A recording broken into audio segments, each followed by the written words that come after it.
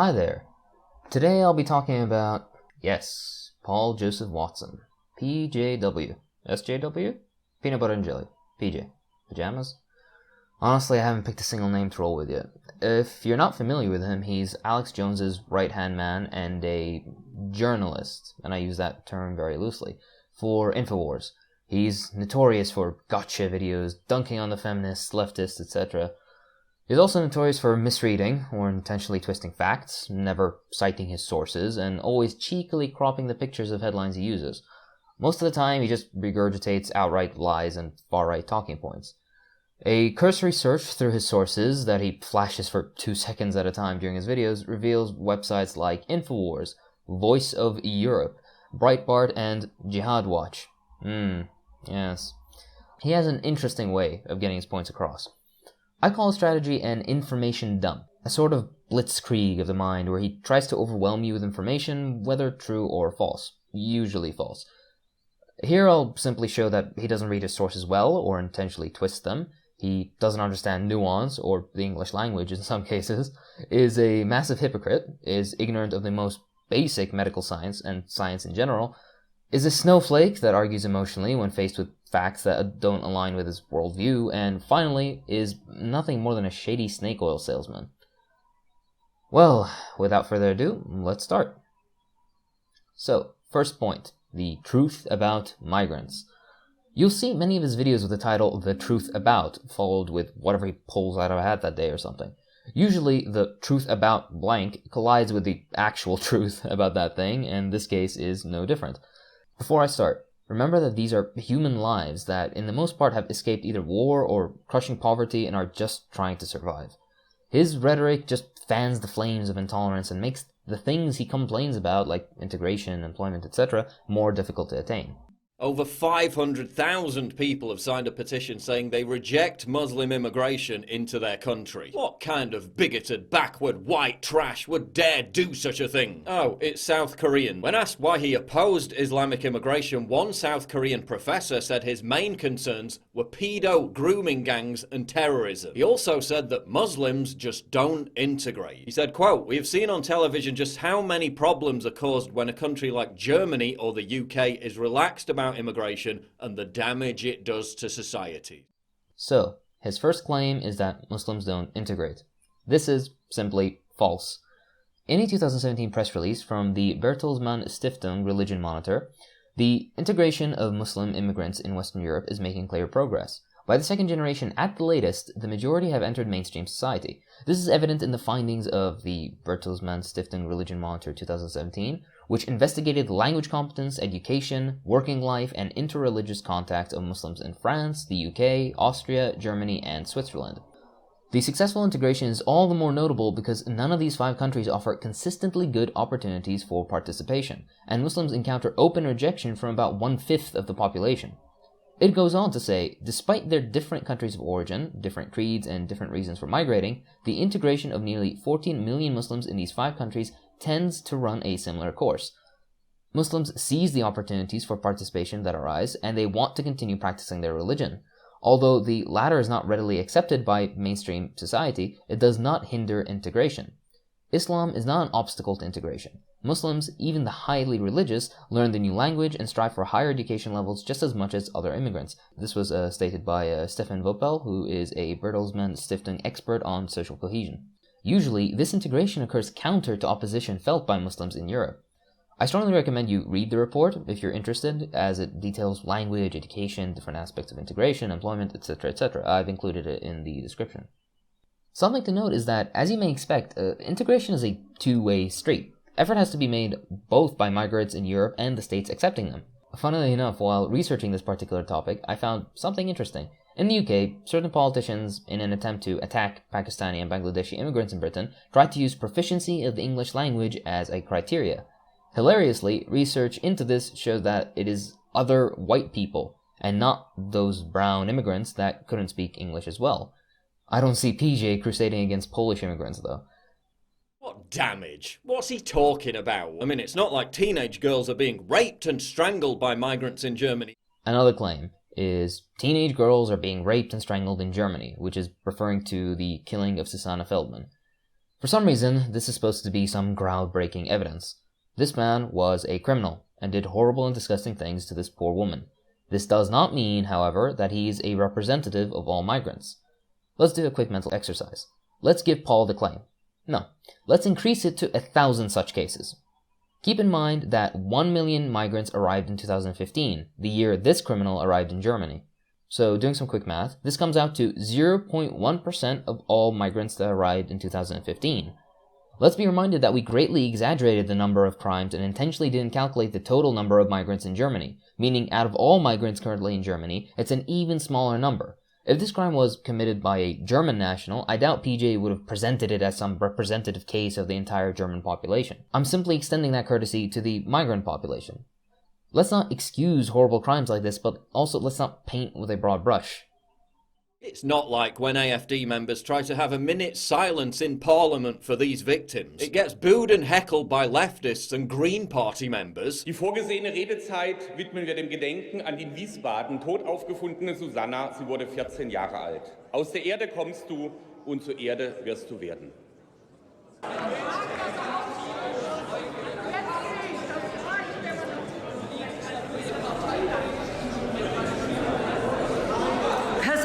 Noch etwas zu sagen? Ansonsten würde ich die nächste Rednerin oder den nächsten Redner aufrufen.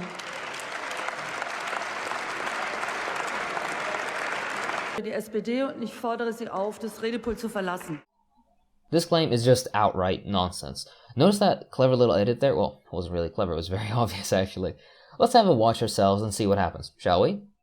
Sehr geehrte Frau Präsidentin, sehr geehrte Damen und Herren Kollegen, die Fraktion der Alternative für Deutschland tritt der kurzfristigen Aufsetzung der Zusatzpunkte 5 und 6 auf die Tagesordnung entgegen. Die vorgesehene Redezeit widmen wir dem Gedenken an die in Wiesbaden tot aufgefundene Susanna. Sie wurde 14 Jahre alt. Aus der Erde kommst du und zur Erde wirst du werden.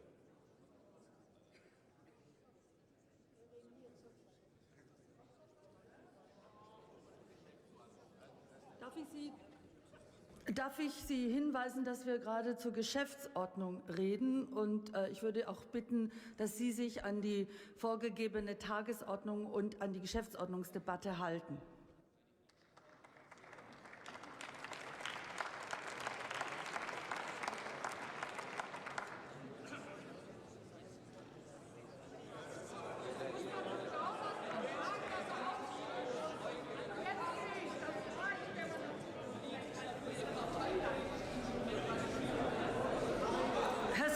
Noch etwas zu sagen? Ansonsten würde ich die nächste Rednerin oder den nächsten Redner aufrufen.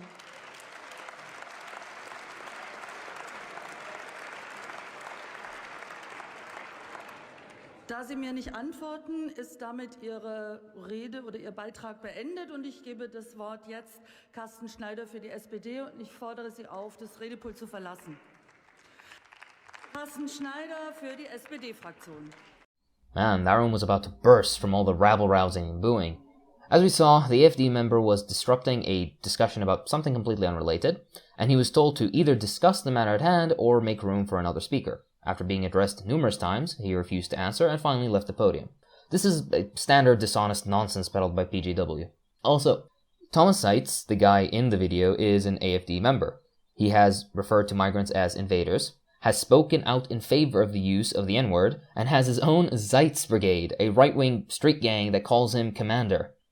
Yes, this is the guy that he wants to particularly highlight. Jesus. Alright, the FD party itself was also very controversial, with some members being very fond of Nazi regalia and slogans, etc., but this is a topic for another video altogether. It's not like this young lady, a pro-refugee activist, was abducted and murdered by a Moroccan migrant in Germany. Another claim is this: migrant activist disappears, Moroccan trucker arrested.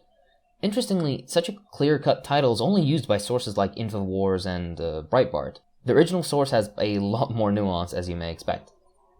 So, supposedly, a migrant activist herself was murdered by a migrant. How could a story not be more in favor of what the right has been saying? Well, only if it did really say that. In the article, it's mentioned that a suspect had been arrested, meaning he's a suspect. So for you to suggest he did it already is kind of hypocritical. This guilty until proven innocent approach was condemned by Peanut Butter and Jelly himself in another video. The preeminence of innocent until proven guilty is being jettisoned. Now, mere accusation alone is enough to ruin someone's career. Do you understand how dangerous that is? Now, the driver in question was driving to Morocco and was not himself a migrant. Very cheeky. This video is supposed to be detailing how horrible migrants are in Europe, yet he's using examples of people who aren't migrants. Another thing, the far right is using her death for their unpleasant purposes, and her family explicitly denounces that. Her brother has said that, to quote, he has since tried to do two things that are difficult to reconcile. On the one hand, to rest and grieve, and on the other, to prevent his dead sister from being exploited by the far right. These people are against everything my sister stood for, he says. I do not want to let her become part of their story. Sophia Losch, excuse me if I mispronounced her name, I'm not too familiar with German, was a feminist and was against racism and supported refugees. Her brother knew that her death would play into their hands. To quote him, Moroccan driver as perpetrator, young German refugee worker as a victim. Is there a nicer combination for the right? That same far right, mind you, that uses this poor woman's death as a political tool also has berated her and her family. Her brother said that there was a flood of hate mail, abuse, and threats. He saved some of it on his computer. Some said Sophia earned her death. Others called her drug-infested cattle, which had become involved with the niggers and hence deserved her death. Others wished her entire family to be wiped out. Her brother says that the hate mail increased significantly when the body was found later. These are the people that claim to care when pulling political stunts like the silent march in her honor. Paul is doing exactly what she and her family don't want, against their expressed interests. She isn't a poor victim he's trying to honor, but a political tool for his twisted agenda. It's not like Christian girls are being bullied, beaten and abused in schools across Germany. It's not like a head teacher in one school said the solution to this was to cover them up with a hijab. The next claims that some Christian girl was bullied by Muslims and told to wear a headscarf by the headmaster of some school. This is simply incompatible with logic, but let's dig a little.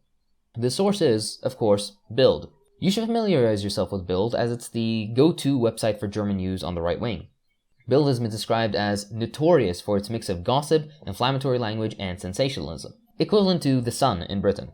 Yes, a subpar tabloid that spreads celebrity gossip and racism. That is the source. In the article, not a single name is given, and all evidence is anecdotal. Parts of it, I'd actually say all, are clearly made up. For example, a Muslim child saying all Christians must believe in Allah or go to hell to a Christian child. The problem with this is that every Muslim knows that they worship the same God as the Christians and the Jews. Allah is only the Arabic word for God, and both Arab Christians and Arab Jews use that word. This was clearly written by someone who doesn't know what Muslims believe. Interestingly, after trying to find another source for this claim as well, I couldn't. Not a single reputable news source has reproduced this claim, and all other sources I found, such as Defend Europa with a V, or The Rebel, linked back to Bild. Fantastic. Alright, let's speed this up a bit. Aber wir müssen akzeptieren, dass die Zahl der Straftaten bei jugendlichen Migranten besonders hoch ist. Here he claims that Merkel admitted crime rates are higher amongst migrants. Of course, he twists the facts to suit his agenda, so let's actually look at the details and see if he's truthful. As you may expect, he isn't. The clip is from 2011, so it's not in reference to the migrant boom of 2014 onwards. Dishonest already. Also, of course, young males commit more crime. That is a fact across every single country. To quote The Age and Crime Relationship by the Pennsylvania State University, age is a consistent predictor of crime, both in the aggregate and for the individuals. The most common findings across countries, groups, and historical periods shows that crime, especially ordinary or street crime, tends to be a young person's activity. What PJ didn't mention is that a significant chunk of these crimes are fare dodging on public transport. A crime nonetheless, of course, but not what I think will bring down Germany. Since we're on the topic, let's talk about migrant crime. The Independent reported that in 2017, crime in Germany was at its lowest in 30 years. According to a 2018 study by German criminologists, the crime rate of non-Germans between the ages of 16 and 30 is within the same range as that of Germans. According to a report by the Federal Criminal Police Office, which is the investigative institute that deals with crime in Germany, refugees are as likely to commit delinquent acts as the German population. A report released by the German Federal Office of Criminal Investigation in November of 2015 found that over the period between January and September 2015, the crime rates of refugees was the same as that of native Germans. Interestingly, populations overrepresented in crime are asylum seekers from Serbia, Macedonia, and Kosovo, while Iraqis and Syrians are underrepresented. doubly interesting because it flies right in the face of people like PJ, because it isn't the barbaric Asiatic hordes that are overrepresented, but native Europeans. In that report, the head of the department concluded that there is no disproportionate increase in crime due to asylum seekers and refugees. The only significant rise in crime has been against refugees, in fact. Crimes by far-right groups and individuals have tripled. Remember, people like Pajama never present nuanced opinions. It's always black and white to them, especially when dealing with crime. A lot of the time you deal with suspects rather than proven criminals, and migrants are twice as likely to be accused of a crime whether they did it or not. If you put a magnifying glass over a certain group of people, all of a sudden you find more crimes. Just remember that African Americans in the US are way more likely to be arrested for marijuana use, despite the fact that marijuana use between blacks and whites is about the same. It's not like the media asserted Donald Trump was a liar for saying that Germany had problems with migrant crime. The United States will not be a migrant camp. You look at what's happening in Europe, you look at what's happening in other places, we can't allow that to happen to the United States, not on my watch. While the media itself reported that migrant crime in Germany, specifically violent crime, was soaring. Trump is right, and a whole host of cherry-picked headlines without any context.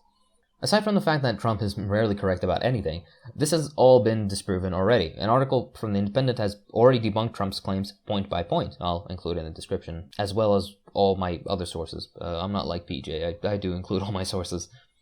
While 90% of the rise in violent crime was attributable to refugees, according to the government's own numbers. Alright, he claims here that there's been a higher rate of crime against German nationals, and migrants are responsible for 90% of crimes in Lower Saxony. Here, he's being very dishonest. What the article truly claims is that there has been a 10.4% increase in reported crime, and out of that 10.4%, 90% is attributed to migrants. Note the difference between reported crime and total crime. Reported crime is basically when someone sees something, assumes a crime is happening, and lets the police know. Total crime is actual confirmed breaching of the law that goes into the books.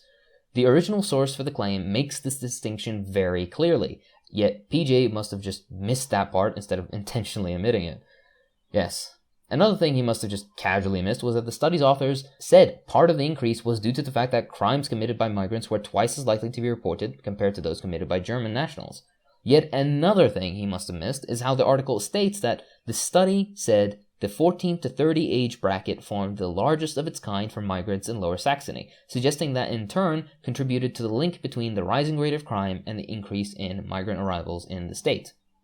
Nuance just doesn't exist in PJ's vocabulary, I assume. It's not like Jews are being whipped and abused by migrants on the streets of Berlin. Here, he claims that Jews are being whipped in the streets. This claim might be true actually, but not in the way that Pajama Bottoms wants. 95% of anti-Semitic crime is committed by the sort of people who enjoy Soy Boy Watson's videos. It's not like German police had to flee in panic when 200 migrants rioted after they tried to deport a failed asylum seeker. Here, he mentions how some Togolese people prevented a deportation.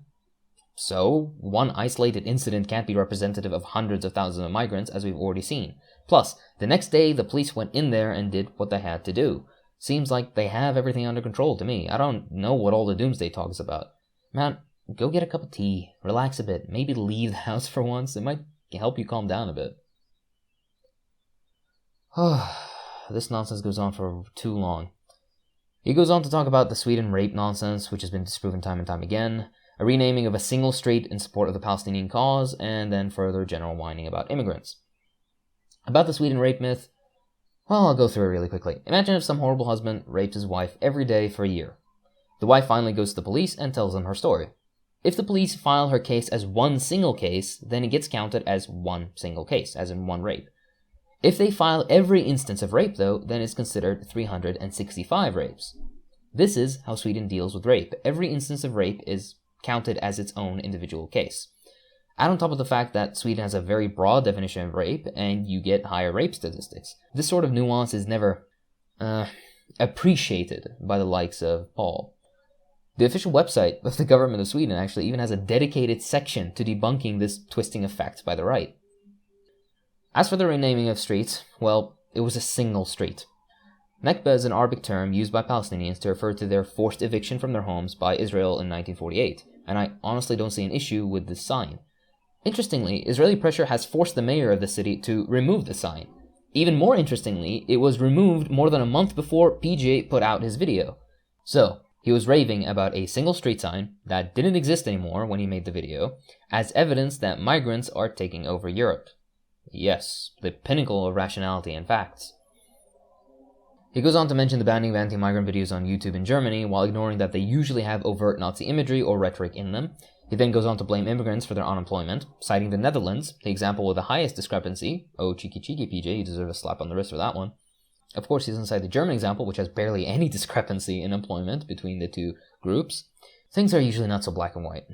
The Economist wrote a lovely article detailing some reasons for the lack of employment in some parts, and surprise, surprise, it isn't because those backward, uncivilized savages from Africa don't want to work.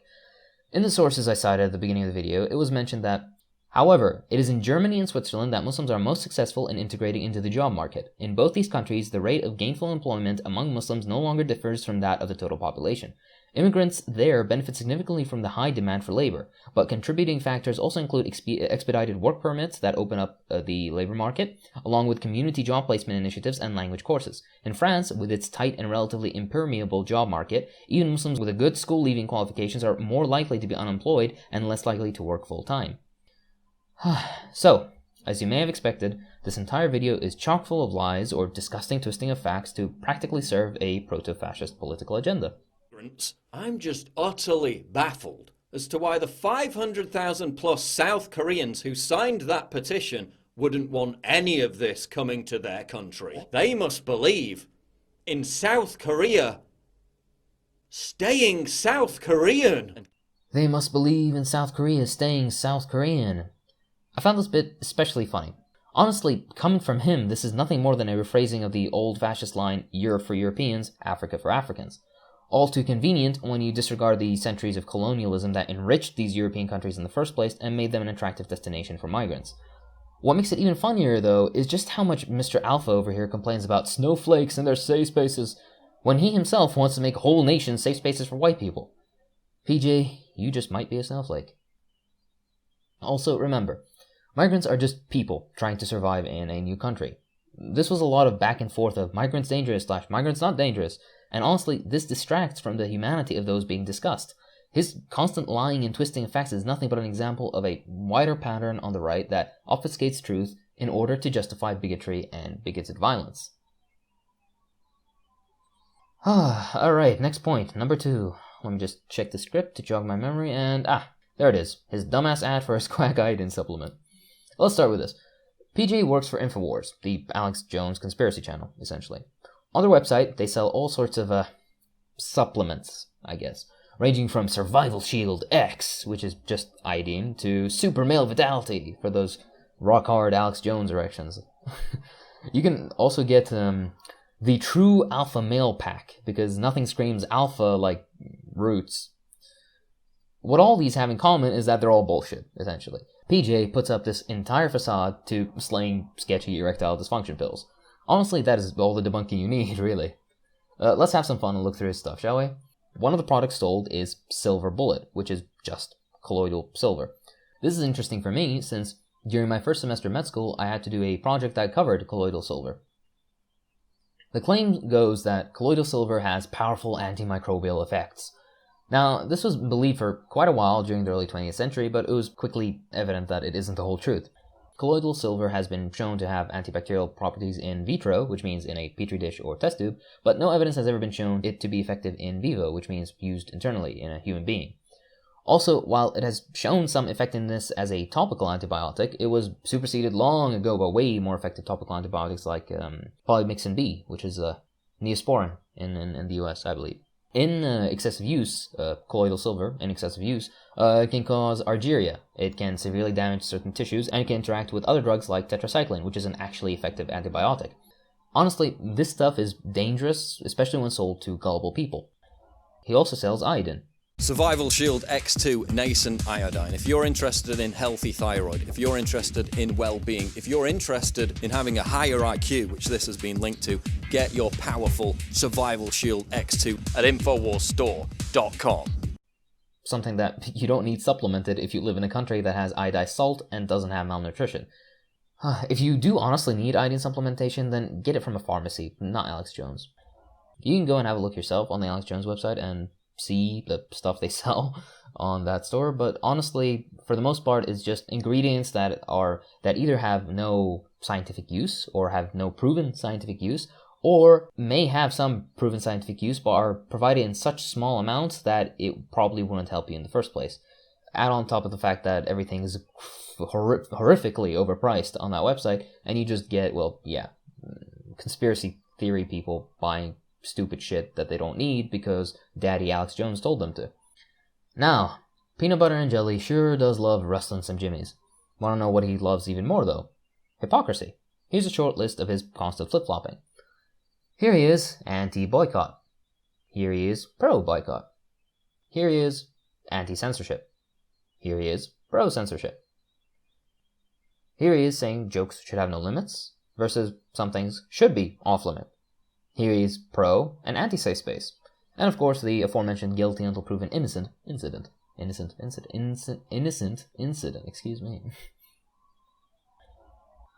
Point number 4. He thinks depression isn't a real illness. It's now a form of virtue signalling to constantly drone on about how depressed you are. You see it all over YouTube, these snivelling hug and confess videos made by privileged millennial brats who haven't had a proper day of hardship in their entire lives. I mean, really, do I even need to say anything about this? In his absolutely garbage video, he claims that depression has only become commonplace in modern society. Well, that simply isn't true. Depression existed way before. It's just that we didn't have the scientific criteria to explain depression until very recently. He goes on to show a picture of happy African children, as if to claim that depression doesn't exist in these horribly exploited parts of our globe. He goes on to misunderstand what depression is and argues for strengthening stigma against depressed people, because, sad, reclusive people should be further ostracized from society. That'll show him how to be happy. This entire video can be summed up as, depression doesn't exist, and if you're sad, then just be happy. My, what would our world do without the genius of PJ? Look, I'm not going to go through the whole video, because I'm sure you know that depression's a real thing. At this point, I was going to bust out all the research, explain how depression works, its prevalence, etc., and then I realized that Dr. Layman on YouTube has already done all the work. I'll link his video in the description. Number 5. Point number 5. The notorious British documentary about Roman Britain. First of all, it wasn't really like a documentary, it was like a short clip aimed at 11 to 13-year-olds, I believe. PJ makes an ignorant comment about Roman Britain and then proceeds to get his ass handed to him by someone actually knowledgeable about the subject. In his ass-handing I can't say that line seriously. In his ass-handing process, it's mentioned how we have accounts of Iraqis, represent, and Syrians on Hadrian's Wall, how the Lane Street girl was from the southern Mediterranean, how the Spiral Field woman's DNA was traced back to Rome, and how we have evidence of high-status North Africans in York. This sort of evidence only keeps building with time as well. Where does he think that the name Britain came from to begin with? Number 6. This is a point that might be a little bit too medical for some people, but I still included it, so why not? All of these alpha, red-pilled, masculine, sex bomb types love to talk about themselves. The greatest mark of a person secure in their masculinity and heterosexuality is when they constantly remind you about how masculine and heterosexual they are.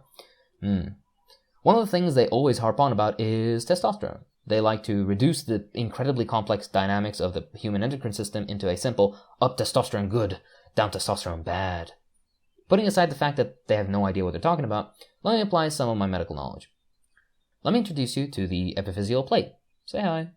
The epiphyseal plate is, in very simple terms, a bit of cartilage responsible for statuary growth, meaning what makes your bones longer and hence makes you taller. This bit of cartilage, for the most part, fuses with the bone in late puberty and early adulthood.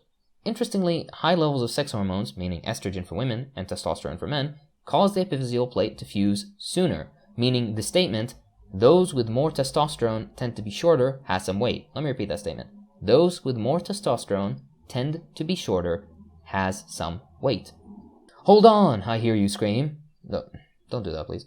Isn't being a 6'5" Adonis part of being an alpha woman-slaying stud? I do all my measurements in metric, so 6'5" just means tall as fuck to me, but yes, according to these guys that don't understand science in the least, tall equals alpha. Being short is apparently a beta trait. Well, sorry to inform you, PJ, but you might be pretty beta. Now, of course, the alpha beta stuff is nonsense, and height has a lot more at play, but I'm just using this as yet another example of Mr. Paul Joseph Watson not knowing what he is talking about, as usual. Also, there's a little bit that I want to include that it's too small to make it a point on its own, so I'm just going to mention it. In his video on tattoos, he puts up a clip of people getting henna tattoos, and he's talking about how tattoos aren't cool, and he keeps talking about, permanently putting ink to your skin, all that kind of stuff. And then he shows a clip of henna, of a fucking henna tattoo. Oh my god. If you don't know what a henna tattoo is, it's basically like a special type of ink that they use. It's common in the Middle East and the Indian subcontinent. Women usually decorate their hands and their faces with it, and it stays just for like a couple of weeks and then it goes away. That's it. It's not a permanent tattoo, it's just something nice, but whatever. Conclusions. Why does he do this? In the end, it's evident that our soy-loving, safe space-demanding snowflake of a baby boy, Paul Joseph Watson, doesn't understand science, or statistics, fucking English for that matter. He cherry-picks headlines, hides certain facts, and makes up the rest. Exceptional cases are treated like the norm, and 1 in a million cases are painted as if they are epidemics. He sees one migrant doing something and accuses the whole population. He carries the attitude of, if they haven't done any crime yet, they will. In his video on migrants, he used the example of a single migrant who made ricin, a deadly component, at home and then proceeds to handle it as if every migrant is doing it, rather than the exceptional case that it is. He also conveniently left out the fact that German police were monitoring him and that they found no evidence of a plan to attack, so on and so forth. Applying his same method to other examples, though, it can yield horrifying results. For example, a German pensioner was arrested last year over threats to poison Haribo bears with cyanide. What can we possibly do in the face of such an epidemic? Old people are running around unhappy with the Christmas cards we sent them, and they're here to take revenge. Of course, claiming that many elderly people are trying to poison children in Germany is nonsense, obviously. This was a single case, just like the other example was a single case. When you start treating people in bulk, you take away their agency, their individuality, and their humanity. This same sort of dehumanization is only a couple of steps away from what the Nazis did to the Jews, and this is what he doesn't understand most, in my opinion. The worst part about him is that he plays right into the hands of fascists, whether knowingly or not. His alternative facts and outright lies help stir hatred that can have serious consequences in the real world. Who knows, maybe some of those that contributed to the tripling of far-right violence in Germany mentioned earlier were viewers of his, or people like him. I mean, honestly, he even used the triple bracket nonsense. It's a fascist way of covertly labeling Jews or Jewish plots, whatever those are, in a video title on censorship. At the end of the day, he doesn't care. As long as he gets his paycheck from the erectile dysfunction pills he sells, he genuinely doesn't seem to care. He may be a meme, but he's a dangerous, uneducated one. Imagine my shock. Well, imagine my shock. Imagine my shock. Imagine my shock. Well, imagine my shock. Well, imagine my shock. Well, imagine my shock. Whew, that was a long one. Thank you so much for watching, and if you enjoyed my video and would like to support what I do, then please consider supporting me on Patreon. The link is in the description. I'd especially like to thank my patrons, whom I love very much. So thank you to Zarian Arsin, Xiaoyan Zhang, Oren Clark, especially to Oren Clark. He gave me some excellent constructive criticism for my script, and even suggested that I add some of the positive stuff that immigrants usually bring to countries to balance the video a bit and whatnot, but I felt that the video would become really bloated and would maybe be a bit too long for that, so maybe next time. I didn't incorporate a lot of his suggestions, so thank you very much, Oren Clark. Thank you to Larry Valdemar Miniailo. Larius, you did tell me your name would be hard to pronounce, but I think I managed. Thank you to Comrade Pingu, and of course, thanks to Charles. Thank you, Charles. And that will be all. I'll see you next time.